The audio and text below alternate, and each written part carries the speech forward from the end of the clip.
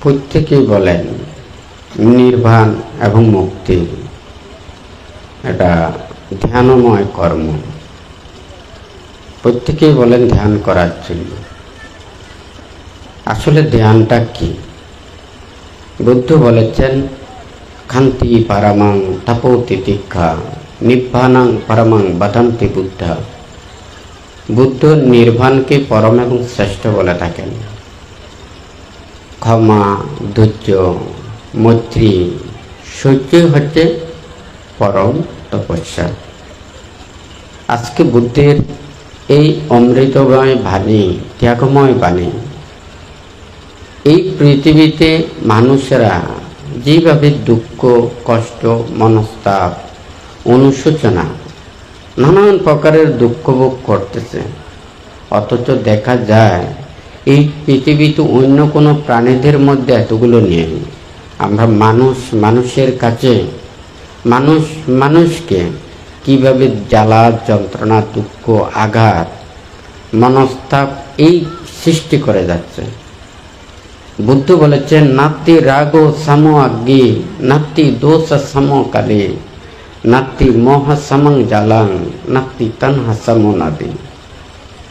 এই যে নাত্তি রাগ সাম আগ্নি, রাগের সমান অগ্নি নেই, দেশের সমান পাপ নেই, মোহের সমান জাল নেই, তৃষ্ণার সমান নদী নেই।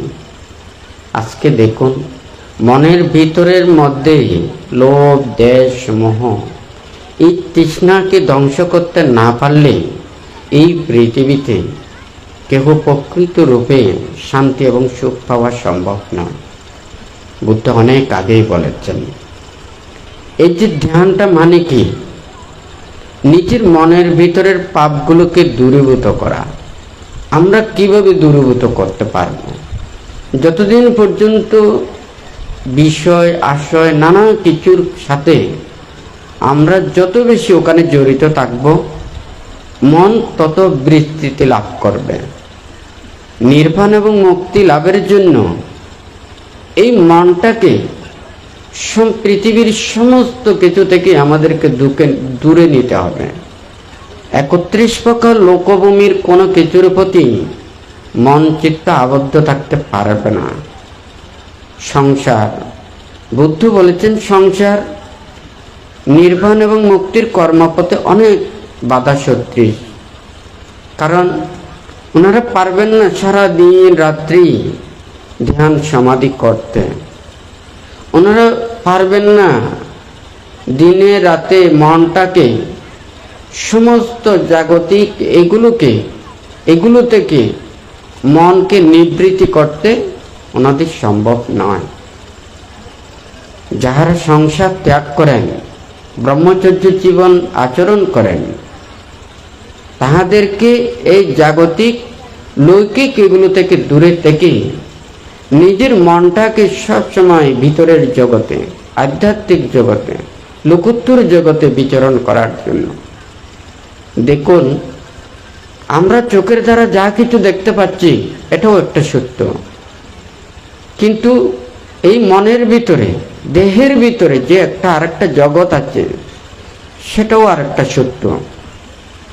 বাহিরের জগৎ আমরা যখন দেখি, এগুলো যখন দর্শন করি, তখন আমাদের মনের ভিতরে কোনো হিংসা জাগ্রত না হলেও, পাপ না থাকলেও, কিন্তু এটা দর্শনের দ্বারা, শ্রবণের দ্বারা আমাদের জাগ্রত হয়। আমাদের মনের মধ্যে হিংসা না থাকলেও হিংসা জাগ্রত হয়, পাপ না থাকলেও ওখানে পাপ জাগ্রত হয়। যখন আমরা অনিয়ম দেখি, অত্যাচার দেখি, অবিচার দেখি, নানান কিছু এগুলো যখন দেখি, তখন দেখা যায় আমাদের মনও ওখানে ঠিক রাখতে পারে না।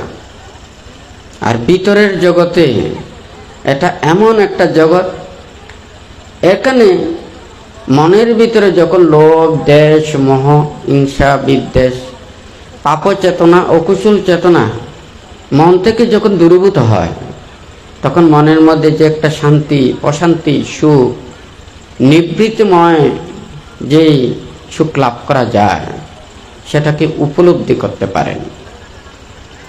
আজকে ভ্রান্তের যে চিন্তাটা মানসিকতাটা, আমরা যদি নির্বাণকে বুঝতে চাই, দেখুন বুদ্ধির সময় হাজার হাজার লক্ষ লক্ষ কোটি কোটি ভিক্ষু সমন ওনারা বনে জঙ্গলে ধ্যান করেছেন।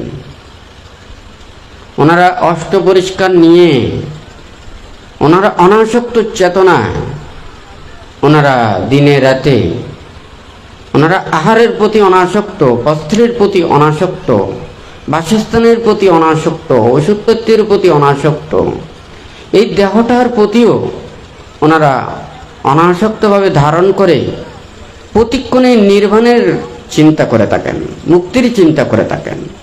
বুদ্ধ বলেছেন, আমার যে শিষ্যরা ওনারা প্রতিক্ষণ কি চিন্তা করেন?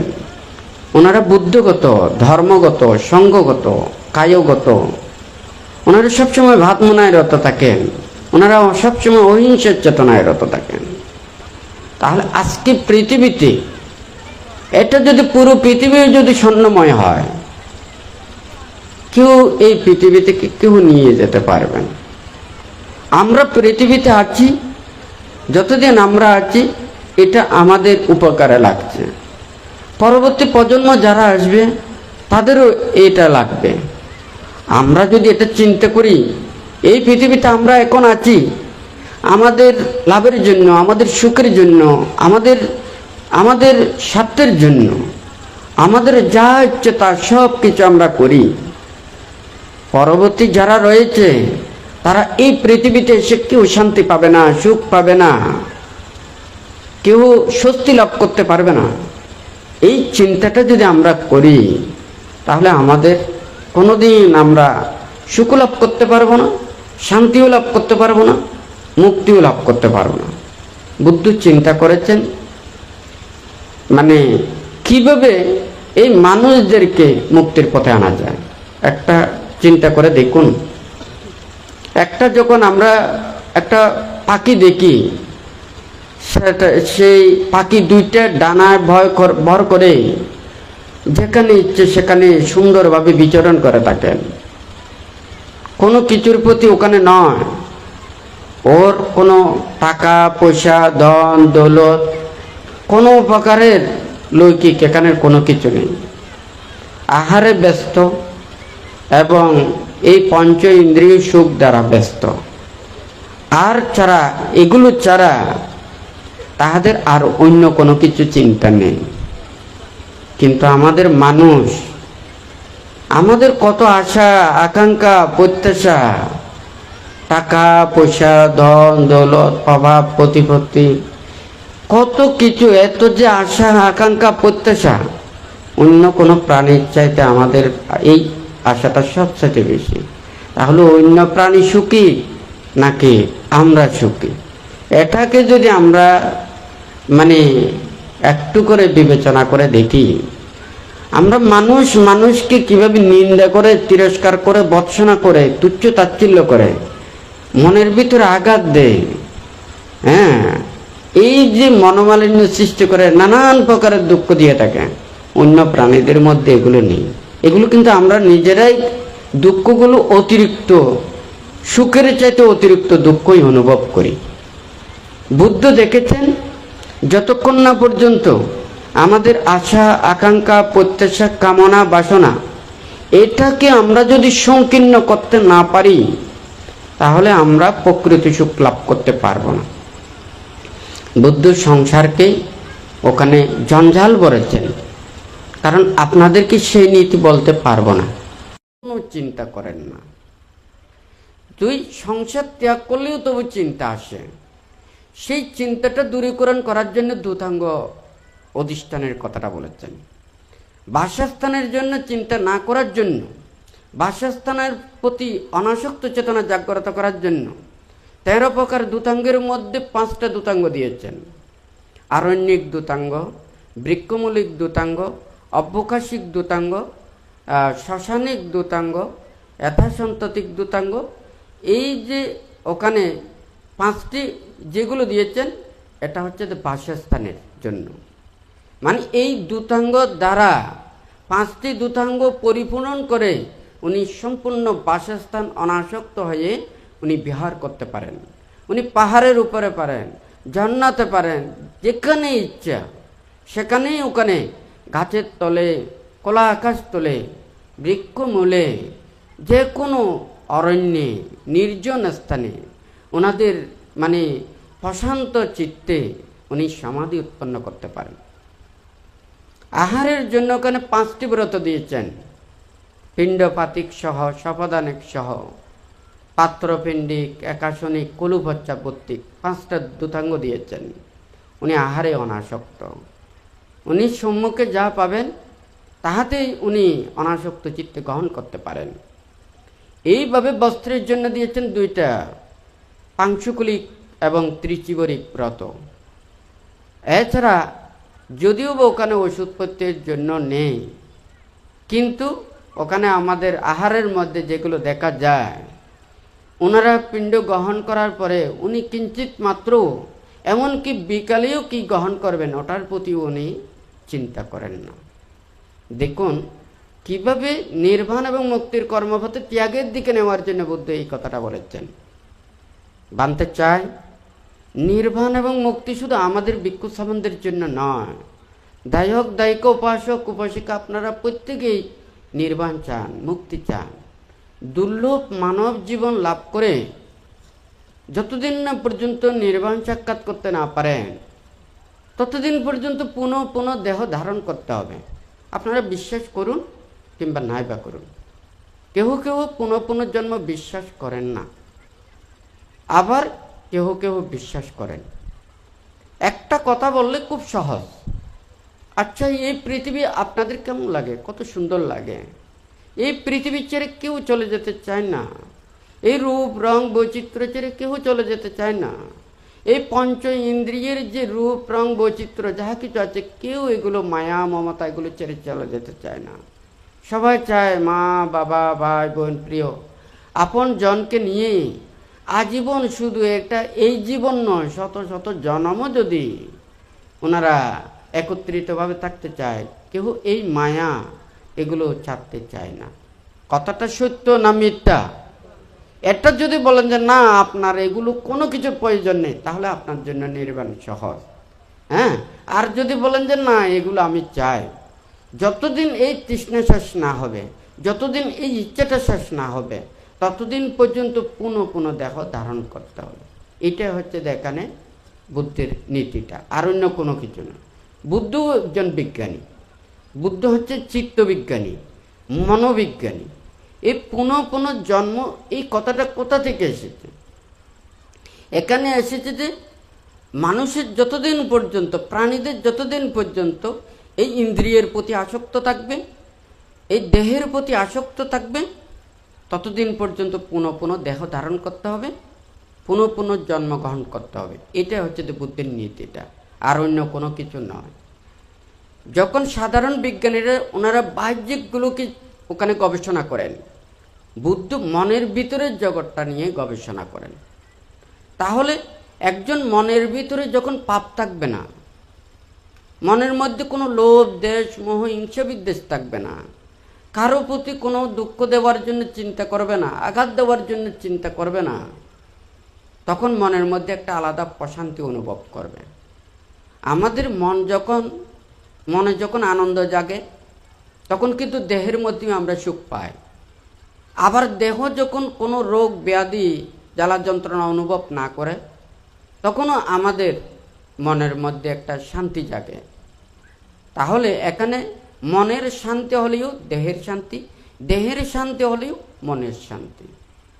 এখন যখন সেই মনোজগতের ভিতরেরটা আমরা যখন এগুলোকে পরিত্যাগ করতে যাব, আমাদের দেহটাকেও ঠিক করতে হবে। বুদ্ধ শীলের কথা বলেছেন, সমাধির কথা বলেছেন, প্রজ্ঞার কথা বলেছেন।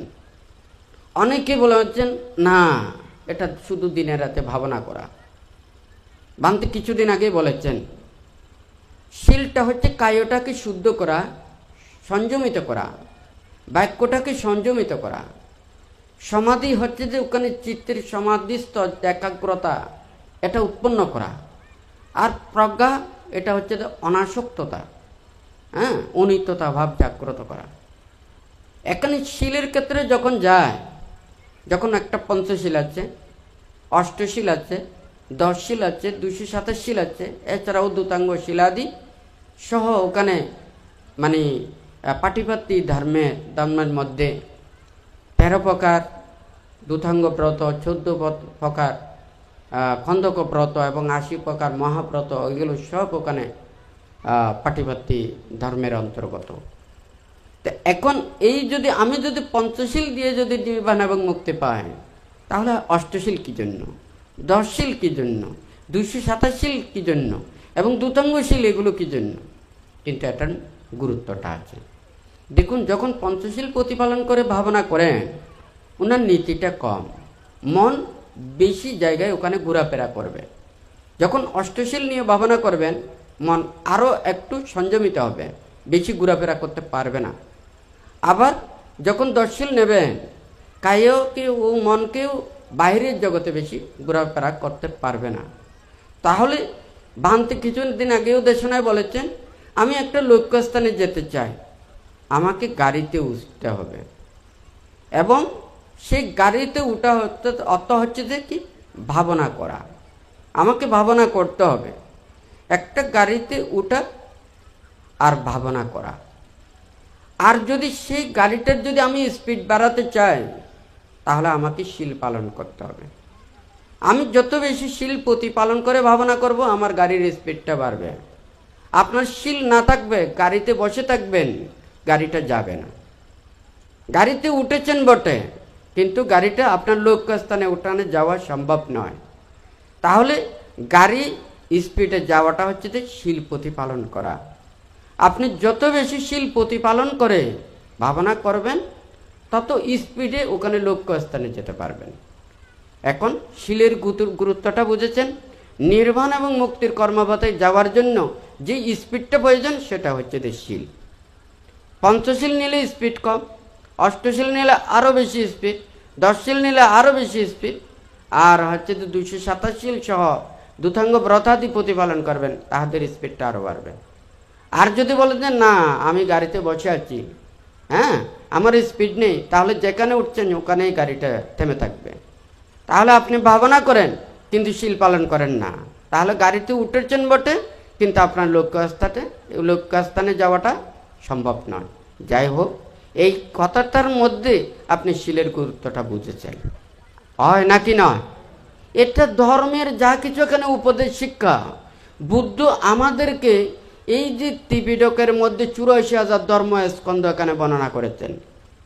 দেখুন, বুদ্ধির সময় হাজার হাজার ভিক্ষু সমন, হ্যাঁ, ওনারা সংসার ত্যাগ করে ব্রহ্মচর্য জীবন আচরণ করেছেন। ভাবতে চায় আজকে দায়িকা উপাসক উপাসিকা, আপনারা আমাদেরকে চতুর্পত্য দান করেন, আপনারাও নির্বাণ চান, আপনারাও মুক্তি চান, কিন্তু সবাই সংসার ত্যাগ করে আসতে পারেন না। হ্যাঁ, যারা আসতে পারেন, সবথেকে সহজ হয় যারা সংসার গ্রহণের আগে, হ্যাঁ, সংসার ধর্মে নিমজ্জিতের আগে সবথেকে বেশি সহজ হয়, কারণ তখন তারা দায়িত্ব নেন না। আবার দায়িত্ব নিয়েও যদি দায়িত্ব প্রতিপালন না করে, এটাও তো আমাদের ধর্ম মানে এটা বলেন না, তাহলে তো অন্যান্য ধর্মাবলম্বীরা আমাদেরকে খারাপ বলবে। হ্যাঁ, আপনারা সংসারে আবদ্ধ হয়েছেন, আপনারা দায়িত্ব প্রতিপালন না করে আপনি চলে যাচ্ছেন, তাহলে ওখানে অন্য ধর্মেরও ওখানে খারাপ বলবে। তো বুদ্ধির সময় দেখা যায় কুলপুত্রের কথাটা বলেছেন, অর্থাৎ সংসারে যারা আবদ্ধ হয় না তাহাদের জন্য খুব সহজ। কারণ যখন দায়িত্ব নেয়, একজন যদি তারা স্বামী স্ত্রী বিবাহ বন্ধনে আবদ্ধ হয়, হ্যাঁ, ওই সন্তান হয়েছে, এখন গৃহকর্তা উনি সংসার ত্যাগ করে চলে এসেছেন, এই ছেলে মেয়ে সন্তান এই সন্ততিদেরকে ওই একজনে পরিবারে ওটা রক্ষা করা খুবই কঠিন হয়ে যাবে। তো ধর্ম এমন বলবে না আপনাদেরকে দুঃখে ফেলার জন্য, আপনাদেরকে কষ্ট ফেলার জন্য, আপনাদেরকে দুঃখ দেওয়ার জন্য, কষ্ট দেওয়ার জন্য নয়। কিন্তু আমরা যদি সবাই যদি এটা যদি আমাদের ধর্ম চেতনাটা থাকে, শ্রদ্ধা ভক্তি বিশ্বাসটা থাকে, আমরা সবাই মিলে যে স্থানে অবস্থান করি না কেন, দায়ক থাকলে, উপাসক উপাসিকা থাকলে, আপনারা পঞ্চশীল এবং অষ্টশীল প্রতিপালন করে ধর্মত জীবন আচরণ করে ধর্মের কথা ভেবে আপনাদের ধর্মের সেবা করতে হবে, পূজা করতে হবে, হয় নাকি নয়? আর যারা সংসার ত্যাগ করে ব্রহ্মচর্য জীবনে আসতে চায়, তাহাদেরকে যথাযথভাবে পরিচর্যা করতে হবে, দেখাশোনা করতে হবে। এখন শুধু সবাই যদি বলেন যে না আমরা পরিচর্যা করতে চাই, আমরা এই ত্যাগ করতে চাই না, সবাই যদি এই দিকের পথে যদি আসতে চায়, তাহলে কারা মুক্তির পথে আসবে? বুদ্ধ বলেছেন নিব্বানাং পারমাং বাধান্তি বুদ্ধা। নির্বাণটা হচ্ছে বুদ্ধির শ্রেষ্ঠ, বা এটাই হচ্ছে বুদ্ধির সবচাইতে বেশি, মানে যেটাই প্রশংসা করেন তাহলে সেটা হচ্ছে যে নির্বাণ।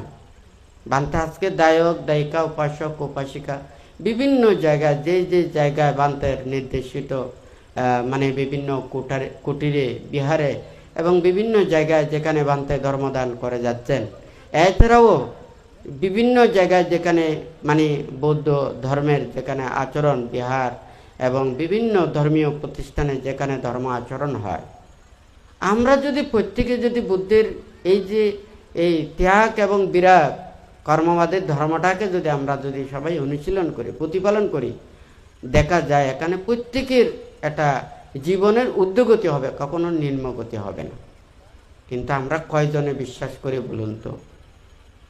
যদি আপনি কর্মফল বিশ্বাস করেন, জন্ম জন্মান্তর বিশ্বাস করেন, তাহলে আপনি মানে ইচ্ছাকৃতভাবে কোনোদিন পাপ করবেন না, অন্যায় করবেন না, অপরাধ করবেন না, কাউকে দুঃখ দেবেন না, কষ্ট দেবেন না। কারণ কাউকে যদি আমি দুঃখ দিই, কষ্ট দিই, আঘাত দিই, তাহলে সেই কষ্টজনিত আমাকেও পাপ সৃষ্টি হবে, আমারও পাপ সৃষ্টি হবে। এখন কেউ যদি অজ্ঞানতাবশত সে তো যদি মনে করেন পাপের কাজ করতে চায়, আমি পাপের কাজে যদি বাধা দিই, সে হয়তো মনে কষ্ট পেতে পারে। হ্যাঁ, কি সে পাপের কাছে বাধা দিলে কোনো ওখানে পাপ হয় না, নিজেরও পুণ্য হয়, এবং যে পাপ কাজ করতে চায় সে যখন পাপ কাজ করতে পারে না, হয় না, তখন সেও পাপ থেকে মুক্ত হতে পারে। তাহলে খারাপ কাজে কেউ বাধা দিলে ওখানে কখনো পাপ হয় না। তাহলে যারা খারাপ কাজে ওখানে সহযোগিতা করে থাকে, সে যতই মিষ্টি গলায় হোক, সে তাহাকে আনন্দ দিয়ে হোক, সে তাহাকে সুবিধে দিয়ে হোক, সহযোগিতা করে, এখানে কিন্তু সবাই পাপ হবে। দেখুন, মধুর সাথে যখন বিষ মিশ্রিত হয়, মধুর মিষ্টির চাইতে বিষের বিষক্রিয়াই সব চাইতে বেশি, আমরা কিন্তু সেই বিষক্রিয়াটাই বেশি পাবো। কিন্তু যদি মধু গ্রহণ করে থাকে, তখন কিন্তু ওখানে অতটুকু কিন্তু ক্ষতি করে না। দেখুন, ক্ষতির জিনিস সে ভালোর সাথেও মিশ্রিত করলে তখন ক্ষতিটা বেশি হয়ে যায়। পাপও ঠিক তদ্রূপ, মনের মধ্যে যদি খারাপ কিছু থাকে, হ্যাঁ, তাহলে সেই পাপটাই সবচাইতে বেশি ক্ষতি সাধন করে। আমরা প্রত্যেকে চাই ভালো কিছু ওখানে ধারণ করতে। বানতে প্রতিটা শুধু বিহার কুটির এগুলো নয়, বানতে চাই এগুলো সবাই নির্বাণ এবং মুক্তির কর্মপথে, সবাই শীল সমাধি প্রজ্ঞার কর্মপথে চলে অনাসক্তময় জীবনে থেকে প্রত্যেকে ধ্যান কর্মে রত থাকা। যারা সংসার ত্যাগ করে ব্রহ্মচর্য জীবনে আসবেন, ওনাদের শীল সমাধি প্রজ্ঞায় ওখানে রত হয়ে অনাসক্তময় জীবনে ওনারা মুক্তির সাধনা করবেন, নির্বাণের সাধনা করবেন, বুদ্ধির কথা ভাববেন, ত্যাগের কথা ভাববেন, বিরাগের কথা ভাববেন। আর যারা সংসারের মধ্যে রয়েছে, ওনারা যাদের সংসারের অনেক দায়িত্ব কর্তব্য রয়েছে, ধর্মত জীবন আচরণ করে ওনারা চিন্তা করবেন আমরা কখন এই সংসার সমুদ্র থেকে আমরা রেহাই পাবো, আমরা মুক্তি লাভ করতে পারবো। যতক্ষণ না পর্যন্ত নির্বাণ সাক্ষাৎ করতে না পারি, ততক্ষণ পর্যন্ত আমাদের এই বিভিন্ন জন্ম জরা ব্যাধি নানান প্রকারের এই দুঃখগুলো আমাদেরকে পেতে হবে। দেখুন, যখন আপনারা পুনর্জন্ম বিশ্বাস করবেন না, কর্মফল বিশ্বাস করবেন না, আর নির্বাণের কথা শুনে কোনো লাভ নেই। এটা জন্ম জন্মান্তর যদি বিশ্বাস না করেন, কর্মফল যদি বিশ্বাস না করেন, হ্যাঁ, ওখানে নির্বাণের কথা শুনে কোনো লাভ নেই। আপনি ধ্যান করেন, আপনার শীল নেই, সেই কথাও ওখানে বলে ফেলেছে, হয় নাকি না? অনেকেই বলেন যে না আমি তো ধ্যান করতেছি, আমার তো শীল নেই। হ্যাঁ, শুধু নির্বাণ আর মুক্তির কর্মপথে রাজ্যাস্তাঙ্গিক মার্গে চতুরাজ্য সত্যের দেশনা উপদেশ, লেখাপড়া বিদ্যা শিক্ষা করলে মুখস্থ বিদ্যায় অনেক কিছু বলা যায়, হয় নাকি না? শুধু যদি বলেন যে না পঞ্চশীল প্রতিপালন করেন, তখন দেখা যাবে যে নির্বাণের দেশনা, আর্য অষ্টাঙ্গিক মার্গের দেশনা, চতুরার্য সত্যের দেশনা বলতে পারবেন, বলবে যে আমি পঞ্চশীলও আচরণ করতে পারবো না, অষ্টশীলও আচরণ করতে পারবেন না। যদি সেটা হয়, এই কিছুক্ষণ আগে শীলের গুরুত্বগুলো বলেছি। কখন আপনি শীল প্রতিপালন করবেন, কখন আপনি এই নীতিগুলো আচরণ করবেন, কখন আপনি ত্যাগগুলো ওখানে সম্পাদন করবেন, যখন আপনি কর্মফল বিশ্বাস করবেন, নির্বাণ এটাকে বিশ্বাস করবেন, তখনই আপনি কি এই কষ্টগুলো সহ্য করবেন। কারণ কেউ দুঃখ পেতে চায় না, সবাই সুখ পেতে চায়। হ্যাঁ, সবাই লাভ পেতে চায়, সুখ পেতে চায়। দেখুন, পুনঃ পুনঃ দেহ ধারণ করতে হয় কেন? আজকে যদি এখানে মনে করেন ছোট শিশু থেকে এখানে বৃদ্ধ পর্যন্ত এখানে উপাসক উপাসিকারা আছেন, যারা বৃদ্ধরা রোগে সুখে কষ্ট পাচ্ছে, ও যখন আপনাদের মতো যুবক ছিল, হ্যাঁ, বয়স যখন কম ছিল, মনের মধ্যে কত আনন্দ। হ্যাঁ, আজকে যখন চোখে কম দেখতে পাচ্ছে, কানে কম শুনতে পাচ্ছে, যাহা কিছু খাচ্ছে, এগুলো কোনো তৃপ্তি লাগছে না, দেহের মধ্যে জ্বালা যন্ত্রণা দুঃখ এগুলো অনুভব করছে, মুখের মধ্যে কোনো হাসি নেই। হ্যাঁ, দুঃখ সব কিছু ওর খারাপ লাগে। তাহলে ঠিক তদ্রুপ প্রতিটা মানুষের যতক্ষণ পর্যন্ত এই ইন্দ্রিয় সুখ অনুভূতিগুলো থাকবে, ততদিন পর্যন্ত তার এটা সুখ মনে হয়। বাহিরের জগতে চিত্ত বিদ্যমান থাকে, নির্বাণ এবং মুক্তি লাভের জন্য মনটাকে ভিতরের জগতেই নিতে হবে। এই দেহটা পুরো দুঃখ, ছোটকালেও দুঃখ, যৌবনকালেও দুঃখ, কিন্তু এই দুঃখ অনুভব করতে পারে না। তখন বাহ্যিক ইন্দ্রিয় সুখে তারা অবিরমিত হয়। তখন মন বাহিরের জগতে বিদ্যমান থাকে, ভিতরের জগৎ দর্শন করতে পারে না। সে হেতুতে সে দুঃখকে উপলব্ধি করতে পারে না। বুদ্ধ বলেছেন যে কি ছোট থেকে বৃদ্ধ পর্যন্ত সে ভিতরের জগতেরকে যখন উপলব্ধি করবে, এই দুঃখটাকে যখন বুঝতে পারবে, সে তখন এই ইন্দ্রিয়ের প্রতি অনাসক্তভাবে ওনারা বিচরণ করেন, প্রতিক্ষণে নিজেকে সংযত থাকেন। ওনারা কায়ের দ্বারা পাপ করেন না, বাক্যের দ্বারা কোনো প্রকারের ওখানে দুষ্বাক্য ভাষণ করেন না। ওনারা মনটাকে সবসময় ধীর স্থির শান্তভাবে রেখে প্রতিক্ষণ এই নির্বাণ এবং ত্যাগের বুদ্ধের এই বাণীগুলোকে ধারণ করেন। দেখুন, বুদ্ধ হাজার হাজার লক্ষ লক্ষ কোটি কোটি শ্রাবকদেরকে, মুক্তিকামী সত্যদেরকে উনি ধর্মদান দিয়েছেন, নির্দেশনা দিয়েছেন। বুদ্ধের হাতে কি ছিল? বুদ্ধের হাতে কোনো একটা লাঠি ছিল না। বুদ্ধের হাতে ছিল, বুদ্ধের কাজ ছিল শুধুমাত্র অষ্ট পরিষ্কার। ওনার কায় সংযম, বাক্য সংযম, মনোসংযম। নাতি তথাগতস্য কায় দুচ্চারিতং, নাতি তথাগতস্য বাচি দুচ্চারিতং, নাতি তথাগতস্য মনো দুচ্চারিতং। ওনার কায় বাক্য মনের কোনো উপকারের পাপ নেই। উনি এই অষ্টপরিষ্কার ধারণ করেন শুধুমাত্র দেহটাকে রক্ষা করার জন্য। উনি অনাসক্তভাবে বিচরণ করে পাহাড় পর্বত ঝোপ ঝাড় জঙ্গল কোনো কিছুতে উনি যে কোনো অবস্থাতেই উনি নিজের চিত্তকে স্থির রাখতে পারেন। তাহলে এই শক্তিটা অর্জন করে উনি চারি অসংখ্য কল্পকাল ধরে 30 পারমী পূর্ণ করেছেন। শেষ জন্মেও যখন 6 বছর কঠোর ধ্যান করেছেন, 6 বছর কঠোর ধ্যানের পরে বুদ্ধিজ্ঞান লাভ করেছেন। বুদ্ধিজ্ঞান লাভের পরে যেই 7 সপ্তাহ যে কৃতজ্ঞতা পোষণ করেছেন, হ্যাঁ, এই 7 সপ্তাহ উনি মানে অনাহারে ছিলেন। 7 সপ্তাহে কোনো কিছু গ্রহণ করেন না।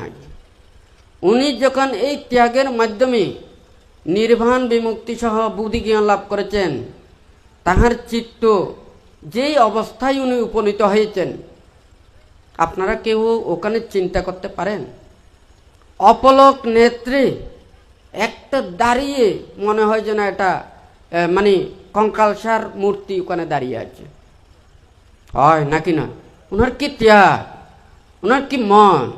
বুদ্ধ এই দেহটাকে বলেছে এটা মাটির মতো, এটা পানির মতো। মাটিতে কোনো প্রাণ নেই, পানিতে কোনো প্রাণ নেই, বাতাসে কোনো প্রাণ নেই, তেজে কোনো প্রাণ নেই। এই দেহটা হচ্ছে মাটি। যখন মন চিত্ত এভাবে নিজের স্থির করতে পারেন, উনি সকল কিছুকে সহ্য করতে পারেন। বুদ্ধ যেই নির্বাণ সত্যকে উপলব্ধি করেছেন, মানুষের কাছে দিয়েছেন, বুদ্ধ বলেছেন যে কি, এই দেহ আমাদেরকে রক্ষা করতে হবে। কেন? এই মুক্তির কাজ করতে হলেও তো আমার দেহ প্রয়োজন। আমার দেহ না থাকলে তো আমি মুক্তির কাজ করতে পারবো না। যেমন মনে করেন কেউ যদি ওখানে সমুদ্র ওটা উত্তীর্ণ হতে চায়, তাহলে আমাকে একটা বেলার অথবা জাহাজের নৌকার আমার আশ্রয় নিতে হবে, অর্থাৎ আমি যাতে ডুবে না যায়। এখন ওই বেলাতে আশ্রয় নেওয়া, অর্থাৎ যতক্ষণ না পর্যন্ত আমি সমুদ্র অতিক্রম করব না, ততক্ষণ পর্যন্ত এই বেলাটাকে আমাকে রক্ষা করতে হবে। অর্থাৎ আমি যতক্ষণ না পর্যন্ত নির্বাণ সাক্ষাৎ করতে না পারবো, নির্বাণকে উপলব্ধি করতে না পারবো, সর্বতৃষ্ণাকে ক্ষয় সাধন করতে না পারবো, ততক্ষণ পর্যন্ত আমার দেহটাকে যত্ন নিতে হবে, রক্ষা করতে হবে। সেই জন্য বুদ্ধ আমাদেরকে এই দেহটাকে রক্ষা করার জন্য এই অষ্ট পরিষ্কারটা ওখানে দিয়েছেন। এবং নির্বাণ এবং মুক্তির কর্মপথের দিকে ধাবিত হওয়ার জন্য উনি শীল সমাধি প্রজ্ঞার কর্মগুলো ওখানে বুদ্ধ উপদেশ দিয়েছেন। ভাবা, প্রতিক্ষণ ভাবা। যখন ভাববেন না, তখন মনটা আবার ওখানে এই বাহিরি জগতে বিদ্যমান হয়। তো যাই হোক, ভাঙতে চায় আমাদের যারা দায়ক দায়িকা, উপাসক উপাসিকা, আপনাদের এই ধর্ম শিক্ষাটা সবচাইতে বেশি প্রয়োজন। হ্যাঁ, কেন প্রয়োজন? কারণ ভিক্ষু সমানেরা সংসার করেন না। হ্যাঁ, ভিক্ষু সমান কোথা থেকে আসেন? দায়ক দায়িকা থেকে। হয় নাকি না? আপনারা দায়ক দায়িকা, উপাসক উপাসিকারা যত শীলবান হবেন, ধার্মিক হবেন, ধর্মপ্রাণ হবেন, ধর্মের প্রতি শ্রদ্ধাশীল হবেন, আপনার ধর্ম আচরণ করবেন, তত বেশি আপনার মন শ্রদ্ধান্বিত হয়ে নির্বাণ এবং মুক্তির কর্মপথের দিকে আপনার চেতনা বর্ধিত হয়ে তখন আপনারা চিন্তা করবেন যে না, আমরা তো সংসারের মধ্যে থাকলে, এই বিষয় আশা মায়া মমতার মধ্যে জড়িত হয়ে থাকলে আমি তো মুক্তির কর্মপথের দিকে ওখানে স্পিডে যেতে পারবো না। হ্যাঁ, আমি যদি এইভাবে যদি সময়টা হারিয়ে যায়, আবার কবে আবার এই ত্যাগের ধর্ম, এই বিরাগের কথা, এই মুক্তির কথা এগুলো শ্রবণ করে আমার নিজেরা মুক্তির পথে আসতে পারবো? হয়তো অনেকে এটা চিন্তা করে এই আশাটা খুব কঠিন হবে। সেই জন্য বুদ্ধ যখন বুদ্ধিজ্ঞান লাভ করার পর দিকে দিকে ওখানে ধর্মদান করেছেন। যাই হোক, বানতে চায় দায়ক দায়িকা, উপাসক উপাসিকারা, আপনাদের প্রত্যেকেরই শীল, বিনয়, নিয়ম, নীতি, ধর্ম আপনাদের যথাযথভাবে এটা জানতে হবে, শ্রদ্ধাশীল হতে হবে। আমরা তো জোর করে কোনো কিছু বলতে পারি না। স্বাধীনতা বলে থাকেন, হ্যাঁ, এত কিছু বলে থাকেন। বুদ্ধ কিন্তু অনেক কঠোর। দেখুন, বুদ্ধকে আপনারা সহজ মনে করবেন না, বুদ্ধ কিন্তু খুব কঠিন। হ্যাঁ, যারা অনেকে মনে করেন না আমাদের বৌদ্ধ ধর্মের ওখানে এমন স্বাধীনতা, আপনারা কয়টা নিয়ম নীতি প্রতিপালন করেন? অন্য ধর্মের যেতগুলো নিয়ম প্রতিপালন করে, আমাদের বৌদ্ধ ধর্মে এতগুলো নিয়ম পালন করেন না। 5টা শীল দিয়েছে, 5টা শীল পালন করতে পারে না। হ্যাঁ, 5টা নীতি দিয়েছে, এটা রক্ষা করতে পারে না। তার চাইতে বাড়ানোর জন্য দিলে তো হয়তো দেখা যাবে যে বিহারেও দেখা যাবে না। হ্যাঁ, তো এখানে বুদ্ধ কিন্তু স্বাধীনতা ওখানে কেন দিয়েছেন? তাহাদের পুণ্যপারমী বর্ধিত করার জন্য। বুদ্ধ যখন ধর্মদান করেছেন, ওখানে তো আর বৌদ্ধ ছিলেন না।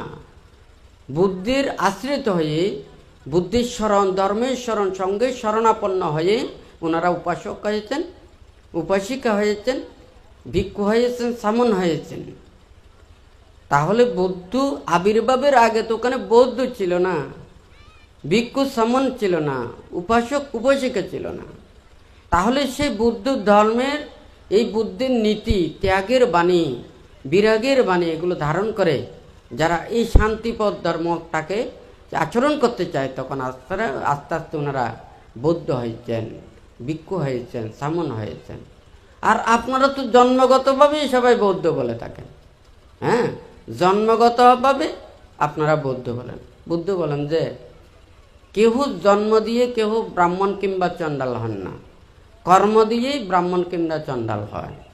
আপনারা যখন ছোট শিশুকালে জন্ম নিয়েছেন, কেহ ওখানে শিক্ষিত ছিলেন না, অশিক্ষিত ছিলেন না, ভালো ছিলেন না, খারাপ ছিলেন না, প্রত্যেকে ছোট শিশু যেমন ছিলেন প্রত্যেকে একই ছিলেন, কিন্তু যখন বড় হয়েছেন তখন আপনারা কেউ শিক্ষিত, কেউ অশিক্ষিত, কেউ ভালো, কেউ খারাপ, হ্যাঁ, কেউ পাপী, কেউ পুণ্যবান, হয় নাকি না?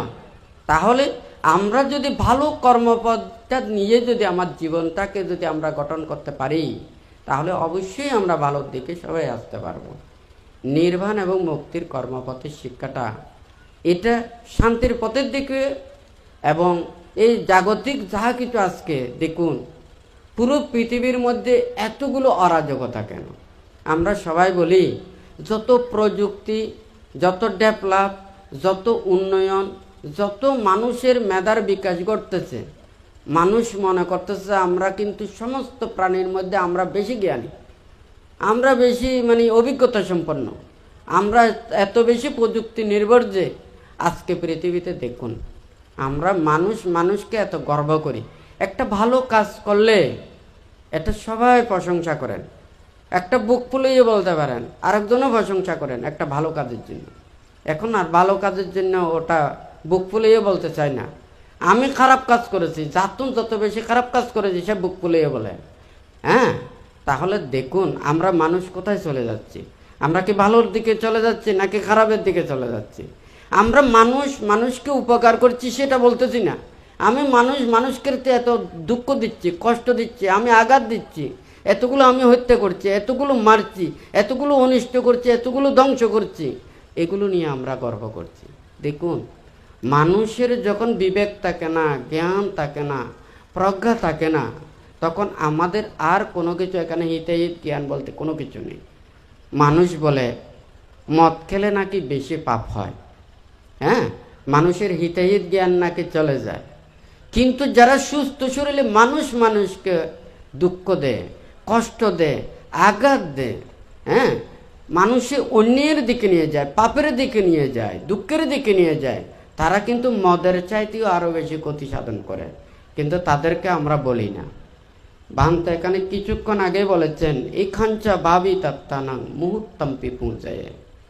আপনি সারা বছরও যদি যেখানে মিথ্যা থাকে, যেখানে পাপ থাকে, যেখানে অন্যায় থাকে, অপরাধ থাকে, সেই জায়গায় যদি ওখানে ইয়া করা হয়, হ্যাঁ, তাহলে আপনি সারা জীবনও যদি ওখানে উপকার করেন, কল্যাণ করেন, হ্যাঁ, ভালো করেন, এগুলোর চাইতে একজন ভাবিতত্ত্ব একাঞ্চ ভাবিতত্ত্ব না মুহূর্তম্পি পৌঁছে সম্মুখ দৃষ্টি প্রতিপন্ন ভালো সৎ চেতনাযুক্ত শীল সমাধি প্রজ্ঞায় পরিপূর্ণতা সাধন করেন, নিজের চিত্তের সমস্ত পাপগুলোকে সবসময় দূরীভূত করেন, সেই ব্যক্তিকে মুহূর্তের জন্য ওনাকে শ্রদ্ধা নিবেদন করলে, ওনাকে পূজা করলে সেই পুণ্যটাই সবচেয়ে বেশি হয়।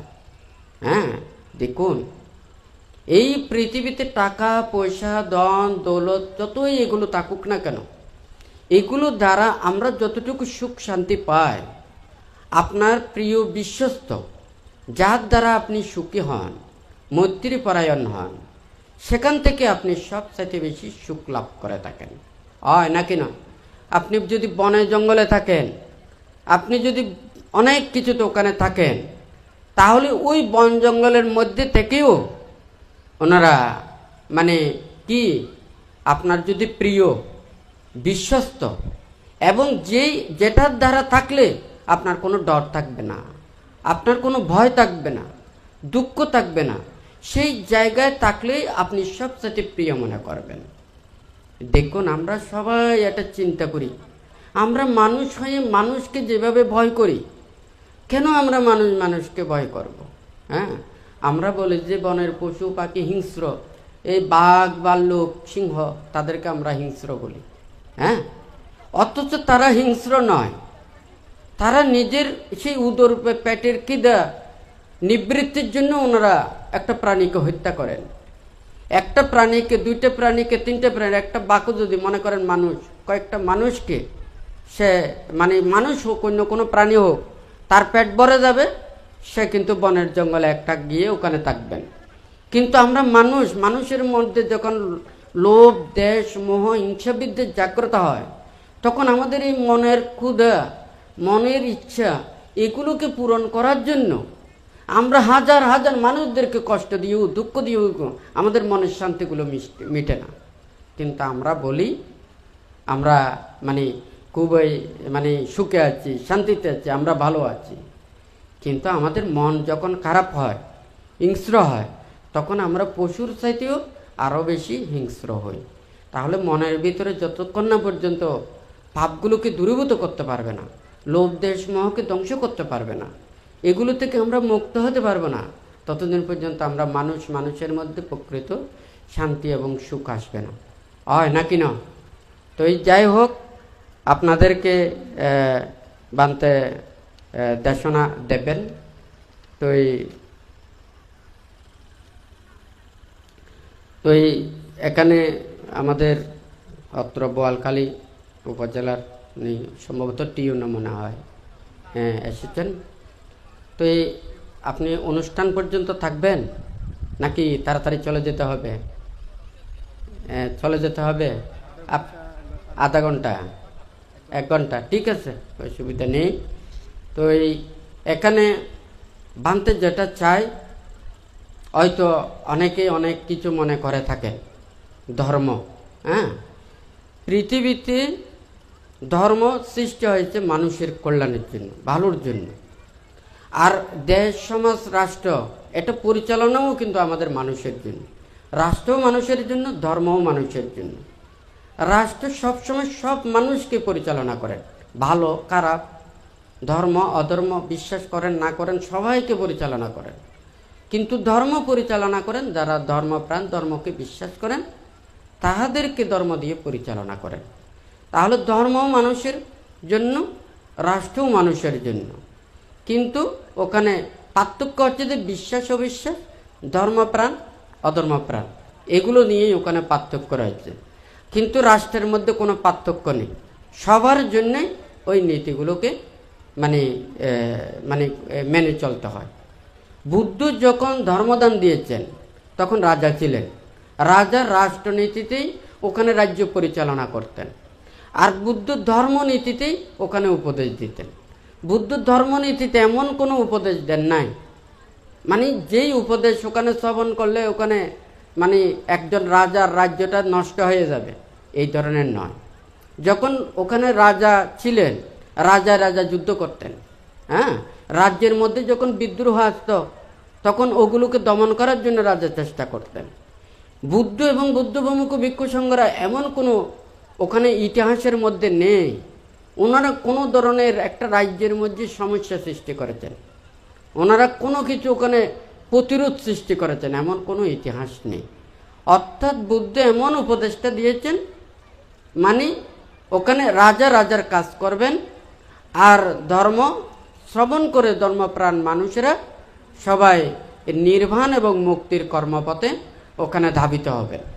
তো এই ভান্তে সবসময় বলে থাকেন, একটা ধর্ম অনুষ্ঠান করেন বা ধর্ম কাজ করেন, এমন কোনো কাজ করবেন না মানে যেটা রাষ্ট্রের কোনো পরিস্থিতি খারাপ হয়, অনিয়ম হয়, কোনো মানুষের ক্ষতির কারণ সৃষ্টি হয়, একটা মানুষের মধ্যে নানান ধরনের ভয়ভীতি সৃষ্টি হয়, মানুষের দুঃখ পায়, কষ্ট পায়, সেইভাবে কোনো ধরনের ধর্ম আচরণ করতে পারেন না।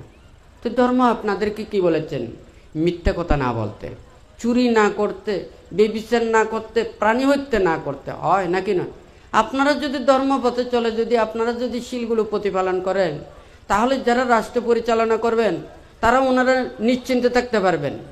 এরা পাপ করেন না, এরা মিথ্যা কথা বলেন না, এরা অন্যায় করেন না, এরা অপরাধ করেন না। একটা যখন বিচার আদালতে ওখানে যায়, ওখানে বাদী বিবাদী এবং বিভিন্ন ওগুলো উপস্থিত হয়, এখন দেখা যায় দুজনেই মিথ্যা কথা বলেন। বিচারকে কোনটা বলবেন? আপনারা মারামারি করলেও যদি ওখানে সঠিকটা বলেন বিচার করতে সহজ হয়। আপনারা কিন্তু কেউ যার দোষগুলো ওখানে প্রকাশ করতে চায় না, নিজেরটাই ওখানে শুদ্ধ বলতে চায়। শুদ্ধ বলুক আর অশুদ্ধ বলুক, খারাপ করুক কিন্তু ভালো কাজ করুক, সে যদি যা ঘটেছে সেটা বলে বিচারের নিয়মে সেটাই বিচার করবে, হয় নাকি না? কিন্তু আমরা মিথ্যা কথা পরিত্যাগ করতে পারি না। বুদ্ধ তো এখানে বলেছেন, যেমন মনে করেন আপনি যদি ওখানে চুরি না করেন, বেবিচার না করেন, মিথ্যে কথা না বলেন, প্রাণী হত্যা না করেন, নেশা জাতীয় এই সমস্ত এগুলো যদি আপনি যদি গ্রহণ না করেন, তাহলে আপনি পাপ করতে পারবেন না, আপনি অন্যায় করতে পারবেন না। তাহলে আপনাকে বিচার করতে খুব সহজ হয়ে যাবে। আপনি যখন সত্য কথা বলবেন, আপনাকে কিন্তু যে কোনো কে ওখানে আপনাকে সহযোগিতা করবে। কিন্তু আমরা তো মিথ্যের আশ্রয় নিতে চাই, লাভের কারণে, সুখের কারণে, স্বার্থের কারণে। আমরা যখন এগুলো চিন্তা করি, তখনই আমাদের মনের ভিতরে বিবেকগুলো আর থাকে না, তখন আমরা অন্যায় এবং পাপের দিকে ওখানে নিমজ্জিত হই। তো যাই হোক, যখন ধর্ম যারা বিশ্বাস করেন তাহাদেরকে, ধর্মপ্রাণ মানুষদেরকে ধর্ম উপদেশ দিয়ে ধর্মপথে আনা যায়। যখন আপনারা এগুলো বিশ্বাস করবেন না, তখন আপনাদেরকে আর বলে কোনো লাভ হবে না। যেমন মনে করুন, আমাদের রুচি না থাকলে, আমাদের পেটে খিদে না থাকলে, আমাদের আগ্রহ না থাকলে, আপনি যতই ওখানে দামি হোটেলে ওখানে যান না কেন, ওই আহারকে আপনি তৃপ্তি পেতে পারবেন না। তো ধর্মের প্রতি শ্রদ্ধা, ভক্তি, বিশ্বাস না থাকলে ধর্ম কথায় আপনাকে নিজের মনটাকে জয় করতে পারে না। আর ধর্ম ওখানে খারাপ কোনো কিছু বলতে পারেন না।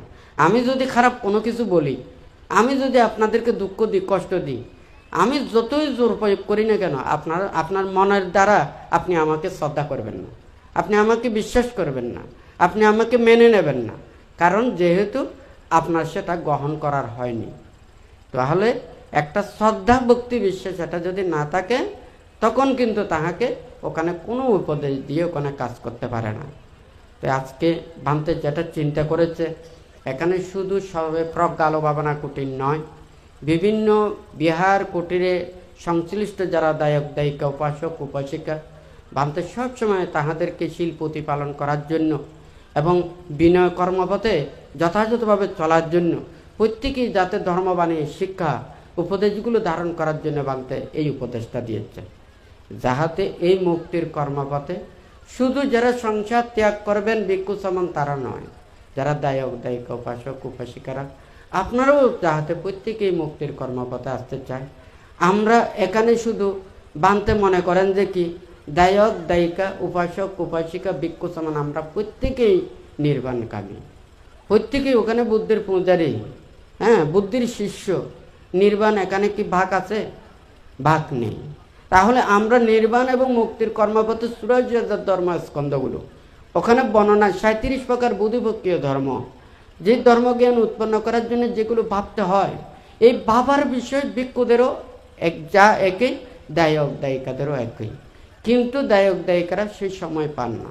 আপনাদেরকে অনেক কিছু বিদ্যা শিক্ষা নিতে হয়, যেই বিদ্যাগুলো দ্বারা আপনাদের আয় রোজগার হয়, টাকা পয়সা আয় রোজগার করতে পারেন, সেই বিদ্যা আপনাদেরকে শিখতে হবে।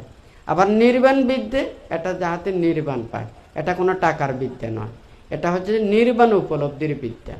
তাহলে টাকার বিদ্যা দিয়ে টাকা পাওয়া যাবে, নির্বাণের বিদ্যা শিক্ষা দিয়ে নির্বাণ উপলব্ধি করা যাবে।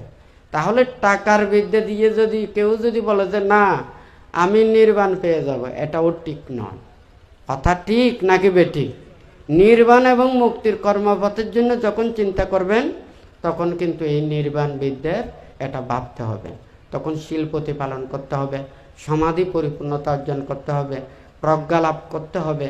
এই প্রজ্ঞা লাভের জন্য এগুলো প্রচেষ্টা চালাতে হবে। তো যাই হোক, এখানে কালকে থেকে অনেক দায়ক দায়িকারা, উপাসক উপাসিকারা আপনারা সমবেত হয়েছেন এবং অনেক দূর দূরান্ত থেকেও মানে সমবেত হয়েছেন। এখানে আমাদের মানে বোয়ালখালী উপজেলার মানে নির্বাহী কর্মকর্তা উনিও এসেছেন, হয়তো আমাদেরকে কিছু এখানে বলা যাবেন। তো এই এখানে যারা, এছাড়াও এখানে হয়তো আরও কিছু অধ্যক্ষ ভিক্ষু মনে হয় কিছু বলবেন। এছাড়াও এখানে দূর দূরান্ত যারা আছে, প্রত্যেকে যাতে আপনারা সুন্দরভাবে চলে যেতে পারেন এবং আপনাদের পরিবার পরিজনের সবাই যাতে ধর্মত জীবন আচরণ করতে পারেন, প্রত্যেকেই আপনারা সেই বুদ্ধির বাণী, নির্বাণ পদায়ক, অহিংসার বাণী, ত্যাগের বাণী আপনারা ধারণ করে আপনাদের এই দুর্লভ মানব জীবন যাহাতে প্রত্যেকে মানে সার্থকে রূপান্তরিত করতে পারেন। প্রতিটা বৌদ্ধ গ্রাম যাহাতে সে অহিংসা, মৈত্রী, ত্যাগের দ্বারা প্রত্যেকের ধর্ম আচরিত হয়, প্রত্যেকেই ধর্ম আচরণ করে আপনারা যাহাতে মানে নিজেরাই ধর্মত জীবন আচরণ করে নিজের জীবনকে ধন্য করতে পারেন। দুর্লভ মানব জীবনের মধ্যে সে যতটুকু পারেন সে নির্বাণ মুক্তির কর্ম করতে এগিয়ে যেতে পারেন। তো আজকে আপনারা যারা এখানে সমবেত হয়েছেন, অনুত্তর পুণ্যক্ষেত্র ভিক্ষু সংঘ তথা সুধী দায়ক দায়িকা উপাসক উপাসিকা চট্টগ্রাম, পার্বত্য চট্টগ্রাম এবং দেশের বিভিন্ন প্রান্ত হতে আপনারা যারা উপাসক উপাসিকারা এসেছেন, আপনাদের প্রত্যেকের প্রতি বান্তে পুনরায় আশীর্বাদ জানিয়ে বান্তের দেশনা এখানেই পরিসমাপ্ত করছি।